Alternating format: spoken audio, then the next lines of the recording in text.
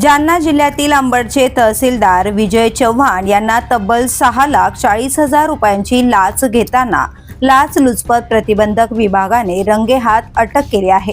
या कारवाईमुळे प्रशासनात मोठी खळबळ उडाली असून सर्वसामान्य नागरिकांमधूनही संताप व्यक्त केला जातोय। विजय चव्हाण हे मूळ नांदेड जिल्ह्यातील कंधार तालुक्यातील पानशेवडी गणातांडा येथील रहिवासी आहेत। स्पर्धा परीक्षेत यश मिळवत त्यांनी सर्वप्रथम पोलीस उपनिरीक्षक म्हणजेच PSI पदावर नियुक्ती मिळवली होती। मात्र 2011 मध्ये त्यांनी ती नोकरी सोडून महसूल विभागात प्रवेश केला आणि नायब तहसीलदार म्हणून कारकीर्द सुरू केली। कंधार तहसीलदार कार्यालय, विविध नगरपालिका आणि प्रशासकीय पदांवर काम करत त्यांनी जवळपास 19 वर्षांची शासकीय सेवा बजावली आहे। सोशल मीडियावर सक्रिय असलेले विजय चव्हाण स्वतःला जनतेसाठी काम करणारा अधिकारी म्हणून सादर करत होते।